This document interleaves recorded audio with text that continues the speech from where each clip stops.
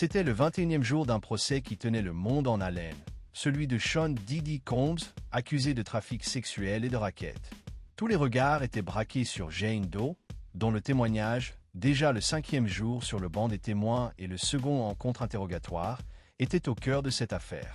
La défense, cette fois, était prête au combat, armée de messages, de photographies et de chronologie. Jane fut confrontée, encore et encore, à des messages qu'elle avait envoyés à Diddy en 2022 et 2023.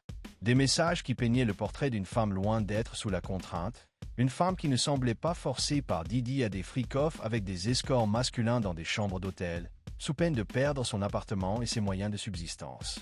La défense de Diddy présenta des textes où elle affirmait s'amuser énormément, clamait son amour pour lui, et décrivait leurs nuits d'hôtel comme les moments les plus fous, les plus coquins et les plus passionnés qu'ils aient partagés. Tout cela contredisait frontalement ses déclarations antérieures au jury, où elle avait affirmé que ces nuits n'étaient pas consensuelles, qu'elle était contrainte, dégradée et piégée émotionnellement et financièrement. Nous allons plonger dans tous ces détails, mais d'abord, une révélation fracassante concernant le jury, et plus spécifiquement, le juré numéro 6. Les procureurs avaient demandé au juge de récuser le juré numéro 6, arguant avoir des preuves de ce qu'ils qualifiaient de manque de franchise de sa part. En d'autres termes, il l'accusait de ne pas avoir été entièrement honnête. Tout ce que l'on savait du juré numéro 6 était qu'il s'agissait d'un homme noir de 41 ans, originaire du Bronx, travaillant dans une prison municipale et affirmant lire principalement le New York Post.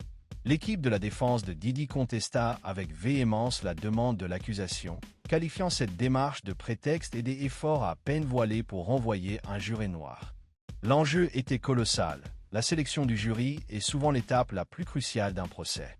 Les parties y déploient des trésors d'efforts, engageant des experts, menant des analyses et des recherches psychologiques pour choisir le jury le plus favorable à leur cause. Si la défense était si indignée, c'est qu'elle devait avoir une raison de tenir à ce juré numéro 6. Le sort du juré demeurait incertain.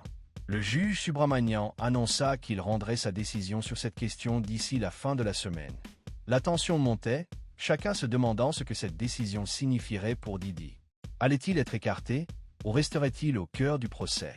Une nouvelle journée s'ouvrait pour l'interrogatoire de Jane. Et Tenny Geraghao, l'avocate de Diddy, oui, la même Geraghao, la fille de Marc Geraghao, arrivait avec des preuves encore plus accablantes. Des messages textes supplémentaires montraient que Jane avait été une participante bien plus consentante au freak-off qu'elle ne l'avait décrit au procureur lors des questions directes. Le sort de Jane, déjà fragile, s'apprêtait à basculer. L'avocate de Diddy entama la journée en révélant une conversation par message entre Jane et un artiste masculin nommé Cabral. Jane avait précédemment affirmé que Cabral avait participé à de nombreuses nuits d'hôtel ou freak-off, des termes différents pour désigner les mêmes sessions intimes. Cassie les appelant freak-off et Jane nuit d'hôtel, ces nuits déjantées et quinquis dans des chambres d'hôtel ou ailleurs, où se déroulaient des marathons sexuels avec des escorts. Dans ses messages, Cabral demandait « Comment vas-tu » Jane répondait « Bien ». Puis Cabral ajoutait « C'était la nuit la plus intense que nous ayons jamais vécue ». Et la réponse de Jane? Un rire moqueur, « Ah !» suivi d'un emoji au visage en sueur, d'un singe se couvrant les oreilles, et enfin, une nuit mémorable. Pour le jury, cela ressemblait à un flirt léger et joueur avec un escorte masculin de la nuit d'hôtel qui venait de se terminer. Mais Jane avait une explication. Elle affirma que ce n'était qu'une façade, une manière de mettre les escorts masculins à l'aise après coup. Pourquoi ressentait-elle le besoin de les mettre à l'aise? Peut-être était-elle une personne qui cherchait à plaire. Peut-être que cela la faisait simplement se sentir mieux. C'était au jury de le déterminer. Puis, l'avocat de Diddy se concentra sur une autre pièce à conviction. Un message entre Jane et Diddy daté du 9 janvier 2022. Jane venait de passer ce qu'elle décrivait comme un incroyable réveillon du Nouvel An avec Diddy, une nuit d'hôtel qui avait duré 3 jours entiers, la plus longue jusqu'alors. Moins de 2 semaines plus tard, Jane lui envoya un message. « Ce n'est pas juste la façon dont tu me traites en ce moment, en me parlant de travers à propos d'une autre femme que tu aimes. » Elle raconta au jury que Diddy était devenu froid, qu'il l'avait laissé émotionnellement et physiquement pour partir en vacances avec une autre femme, Gina. Et il l'avait fait, dit-elle, juste après avoir passé 3 jours ensemble. Jane témoigna qu'elle envisageait de rompre avec lui. C'est à ce moment précis que l'avocate de Diddy bondit sur l'occasion. L'histoire de Jane s'apprêtait à prendre un tournant inattendu, révélant des complexités et des contradictions qui mettaient à mal l'image d'une victime passive. Jane venait de déclarer, lors du contre-interrogatoire, qu'elle envisageait de quitter Didi. L'avocate de Didi, Tenny Geraghao, ne laissa pas passer une seconde. Immédiatement, elle demanda à Jane « Si vous aviez l'intention de partir, cela ne signifie-t-il pas que vous aviez la liberté de le faire ?» Jane répondit « C'est ce que Didi disait toujours, qu'elle était libre de partir, que personne ne la forçait à rester. » Mais lors de l'interrogatoire direct, elle avait témoigné que s'il la quittait, il la menaçait de lui enlever son logement et ses revenus. Les procureurs avaient alors affirmé que ce genre de menace, de coercition financière, équivalait à du trafic sexuel, la forçant à ses frikis sexes. Pourtant, c'était le contre-interrogatoire, et le jury entendait une toute autre version des faits. Ensuite, d'autres messages textes et d'autres contradictions surgirent, présentés par les avocats de Didi. Tenny Geraghao sortit une autre conversation entre Jane et Cabral, le même artiste masculin mentionné plus tôt. Cet échange remontait à début février 2022, juste autour de l'anniversaire de Jane. Cabral envoya un message pour dire qu'il serait à Los Angeles le 12 février. Et Jane répondit « C'est mon anniversaire. C'est le week-end de mon anniversaire. Tu ne me montres pas un peu d'amour. » Cabral demanda « Dis-moi ce que je peux faire pour toi. » Et Jane répondit « Fais-moi une petite vidéo personnelle, juste pour moi. » Geraghao utilisa cet échange pour la presser à nouveau, soulignant ce qui ressemblait à du flirt, voire de l'intimité. Avec Cabral l'escorte, du flirt avec un escorte des free-off qu'elle avait dit détester. L'image de Jane en tant que victime, contrainte et sans choix, commençait à s'effriter sous le poids de ses propres paroles. Chaque message, chaque réplique, ajoutait une nouvelle couche de complexité à son récit, rendant le portrait de sa relation avec Didi de plus en plus difficile à cerner. L'avocat Geraghao ramena ensuite le jury au 5 février 2022, une soirée où Jane et Didi avaient dîné à Ocean Prime, puis avaient retrouvé un autre escorte nommé Léo l'Italien, qui avait déjà participé à leur nuit d'hôtel par le passé. Jane raconta au jury que peu de temps après ce dîner, elle vit des photos de Didi en vacances sur un yacht avec une autre femme, la célèbre rappeuse Yung Miami. Jane avoua que cela l'avait blessée. Elle envoya un message direct à Didi, écrivant « Si tu ne dégages pas ton cul de cette île, il n'y aura pas de nuit d'hôtel. » Pourtant, elle témoigna que pour la Saint-Valentin, quelques jours plus tard seulement, elle fit quand même un geste romantique. Geraghao montra au jury des photos de cette nuit-là, le 14 février 2022. Jane décrivit comment elle avait décoré la suite d'hôtel avec des ballons rouges en forme de cœur et des pétales de rose. Elle déclara à la cour « J'aimais vraiment faire la cour à Shaun de cette façon. » Pour la défense, c'était de l'or en barre. Un autre moment destiné à saper l'affirmation selon laquelle Jane avait été contrainte aux abus. Le va-et-vient continua. L'avocate de Didi attira ensuite l'attention du jury sur un échange de messages qui semblait remettre en question la façon dont Jane décrivait le contrôle de Didi sur elle.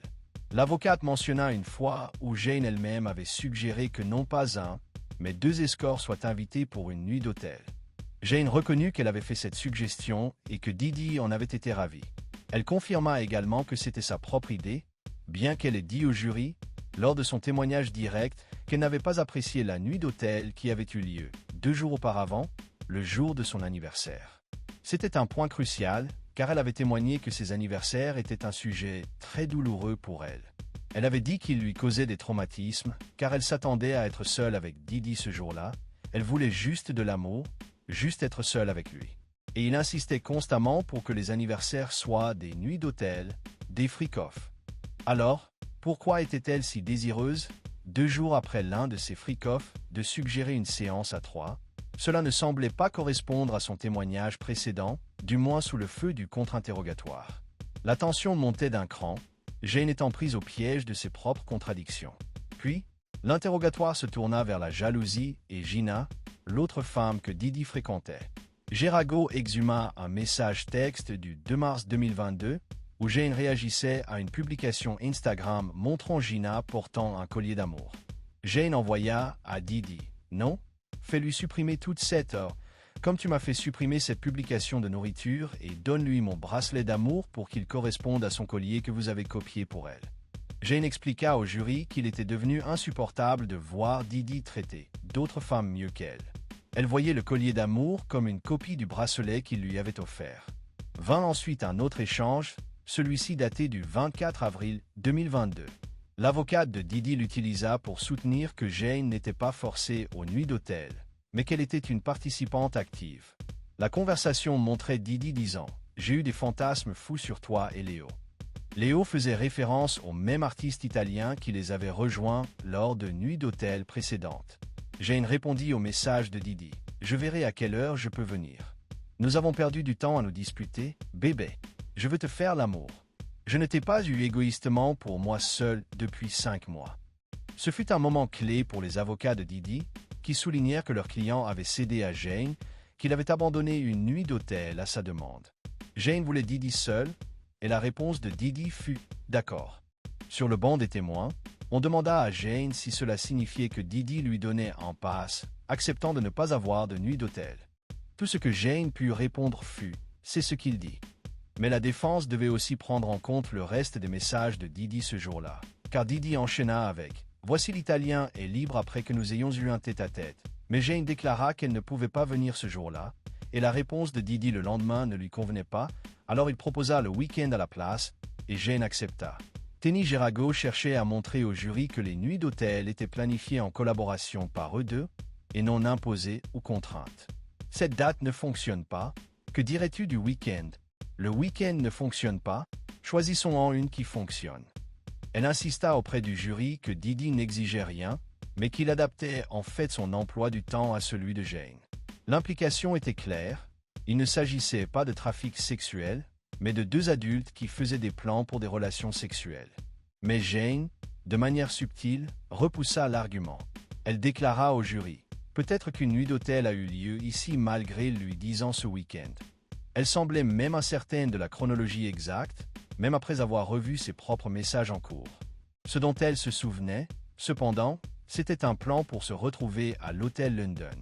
Jane témoigna que Didi lui avait dit de se rendre à cet hôtel, mais qu'elle s'était arrêtée pour faire un peu de shopping. Elle acheta des talons, de la lingerie et 2 shorts. Un pour Didi et un pour l'escorte nommé Paul. Elle acheta également des pilules d'amélioration masculine. Mais Jane expliqua au jury que cela n'avait rien à voir avec l'excitation ou la spontanéité. Il s'agissait de rendre la nuit plus facile à supporter. Elle affirma avoir commencé à intégrer des shorts dans les nuits d'hôtel pour rendre les hommes plus attrayants physiquement, pour que je puisse les trouver plus attirants. Et elle ne mâcha pas ses mots sur le reste non plus. Elle déclara au jury « Ce n'était vraiment pas amusant d'exciter ces gars et d'attendre ensuite qu'ils aient une érection. » C'est pourquoi Jane dit avoir commencé à leur offrir des rhino-pills pour réduire le temps. Elle voyait ces suppléments comme plus sains que les drogues dures que Didi utilisait. Malgré l'insistance de Jane que son comportement relevait de la survie, la défense voulait que les jurés voient que Jane était une participante volontaire et qu'elle avait sa propre autonomie. Geraghaux tourna ensuite l'attention du jury vers un autre message. Celui-ci du 28 mars 2023. Jane venait de passer une nuit d'hôtel avec Cabral et son message à Didi était élogieux. Elle envoya 3 émojis au visage en forme de cœur et écrivit ceci. C'était l'équilibre parfait entre l'amour, la passion et les moments les plus fous et les plus sales. Nous avons fait l'amour tous les jours. J'aime notre sexe ensemble. Le récit changea alors de cap, se tournant vers la logistique. Geraghaux révéla une autre série de messages montrant que Jane réservait un Airbnb pour elle, Didi et Paul l'escorte. Jane expliqua que, à ce stade, elle ne voulait plus utiliser d'hôtel pour ses freak-offs. Elle essayait de déplacer les choses vers un cadre plus privé, espérant, dit-elle, prendre de la distance avec des routines qui avaient commencé à peser sur elle. Dans un message, Didi demanda s'il y aurait des caméras dans l'Airbnb. Jane répondit qu'elle pourrait dire à l'autre que c'était leur anniversaire et qu'il voulait simplement de l'intimité et qu'elle pourrait faire couvrir les caméras, ce à quoi Didi répondit « Tu n'as pas peur des caméras? Moi oui ». Puis vint un message qui résonna sur une corde émotionnelle très différente et Geraghaux s'assura que le jury le voit. C'était un message envoyé à Didi le 21 avril 2023, juste après une nuit d'hôtel impliquant Paul. Elle écrivit ceci « Tu es une bénédiction dans ma vie. Tu es la raison de la joie de mon enfant. Tu es à moi et je suis à toi. Il n'y a rien que je ne ferai pas pour toi. » C'était le genre de message qui n'exprimait pas seulement de l'affection, il exprimait une dévotion totale. Et pour la défense, c'était une nouvelle tentative de saper le récit de coercition de Jane et de peindre plutôt le tableau d'une femme profondément attachée, profondément amoureuse. Sur le banc des témoins, Jane fit une pause. Elle se pencha en arrière dans sa chaise et prit une profonde inspiration. Puis, pour la première fois de la journée, elle devint émue. Elle essuya ses yeux, et Gérago demanda doucement si elle avait besoin d'une minute. Jane secoua la tête et dit calmement « Non, je peux continuer ». Et Gérago guida le jury à travers une chronologie de nuits d'hôtel et de messages textes affectueux que Jane avait envoyés à Didi. Tous datés après la période où Jane avait affirmé que leur relation était devenue abusive. Elle montra d'autres photos et d'autres messages textes et confirma des rencontres de mai, juin et juillet 2023, y compris des messages où Jane disait à Didi qu'elle l'aimait. Tout cela fut présenté au jury pour contredire les affirmations antérieures de Jane concernant son désir de mettre fin à sa relation avec Didi. De là, l'avocate de Didi changea de stratégie, cherchant à dépeindre Jane moins comme une victime et davantage comme une petite amie jalouse. Gérago évoqua un moment où Jane s'était fâchée après avoir appris que Didi avait fait un voyage en yacht avec Young Miami et qu'il se serait vanté de la quantité de relations sexuelles qu'il avait eues sur ce yacht avec Young Miami. Jane dut admettre qu'elle avait été blessée. Elle déclara au jury « J'étais en colère qu'il m'ait menti à propos du voyage et de ce qu'ils avaient fait pendant le voyage. » Elle ajouta « Ça m'a fait de la peine qu'il m'ait promis le voyage et qu'il l'ait fait avec quelqu'un d'autre. » Ce fut un moment que la défense voulait clairement que le jury retienne, poussant l'idée que les motivations de Jane n'étaient pas liées à la coercition ou à l'abus, mais à un chagrin d'amour et à du ressentiment. Avec cela, l'audience fut levée pour la journée. La deuxième journée de Jane sous contre-interrogatoire était terminée. Elle fut remplie de contradictions, d'accusations et de textes émouvants, la défense tentant de la présenter comme une participante consentante, non comme une victime. Le lendemain, le public attendait le dernier tronçon du témoignage de Jane. Les avocats avaient indiqué au juge qu'il devrait se terminer avant le déjeuner. Après cela, les procureurs annoncèrent qu'ils avaient encore seulement 3 témoins à la barre. Mais voici le choc. Ils dirent à la cour que les 3 étaient des mineurs. Une question planait, lourde de sens. S'agissait-il des enfants de Didi? Cette pensée semblait presque impossible à concevoir. Sa mère était présente à chaque audience, et plusieurs de ses enfants avaient assisté à chaque jour de ce témoignage odieux, sale et sexuel, mais aussi le témoignage d'un être humain horrible, d'un petit ami malade qui traitait les femmes comme de la saleté, que ce soit légalement ou illégalement. Le témoignage avait été ignoble, et ses enfants avaient tout entendu. Alors, qui étaient ces mineurs? C'était une énigme terrifiante. Les procureurs prévoyaient de clore leur dossier d'ici la fin de la semaine prochaine, avec la défense qui affirmait que la fin était proche, et si ce qui avait déjà été vu était une indication, ce procès ne semblait pas ralentir. L'histoire de Jane Doe, déjà un tourbillon d'émotions et de révélations, s'apprêtait à atteindre son point culminant, laissant le monde suspendu à la vérité qui allait émerger. N'oubliez pas de vous abonner pour ne rien manquer de cette histoire captivante. Chaque rebondissement est une nouvelle pièce du puzzle.